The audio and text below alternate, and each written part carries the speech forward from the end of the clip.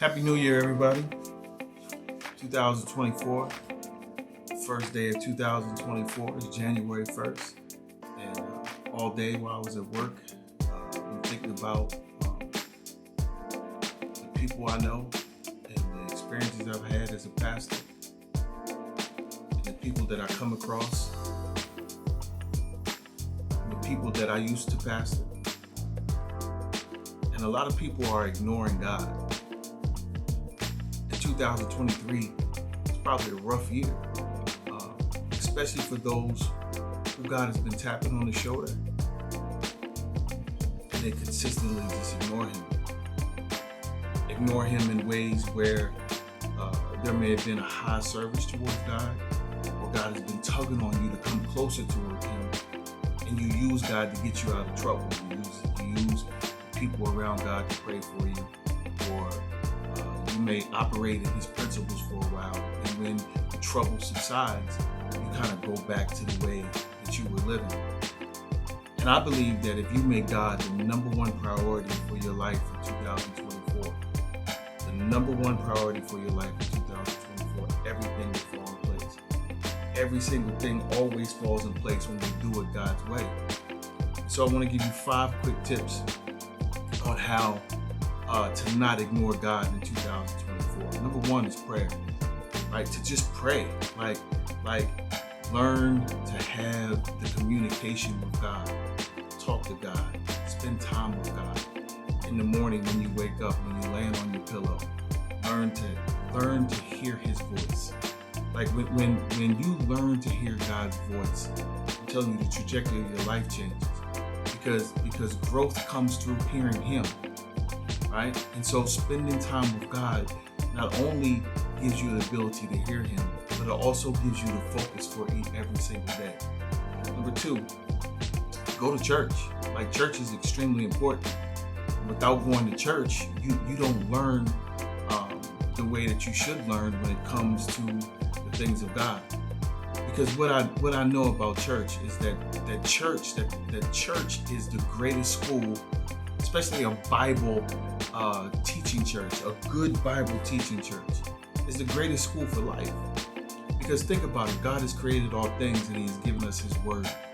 So because he has given us his word, when you are in a good teaching ministry, you get the tools that you need to excel at life. Number 3 is you spending time reading his word. A lot of people that do go to church don't read his word for themselves. They hang on to the preacher's every word, and they do what the preacher says to do, and they become kind of parakeets. They do what the church says to do.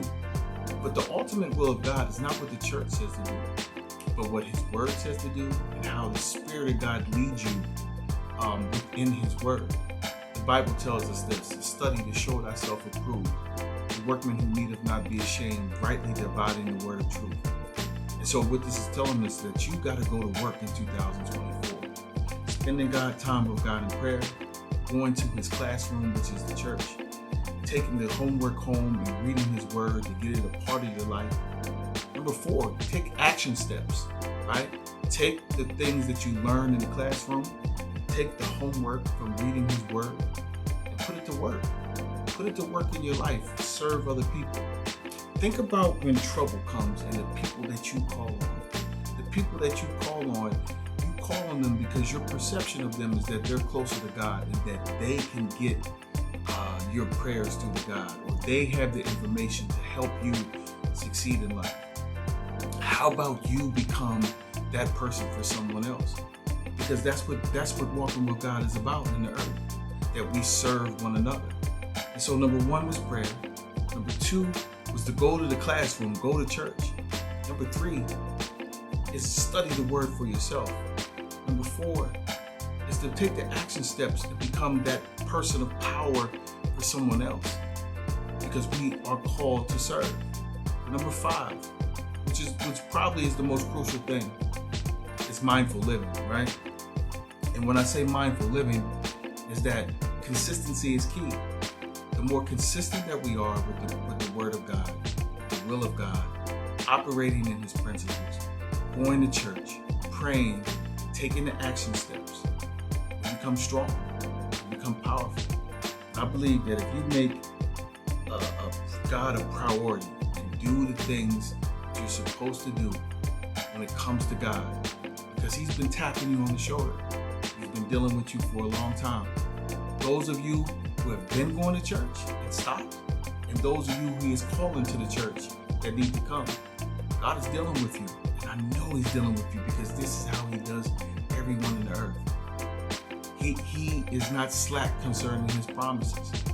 He desires to help you in every facet of life. So if you become mindful, which is consistent, right? If you pray, if you go to the classroom, if you take the homework home, do the homework, you take the action steps, become a person of service, serving other people.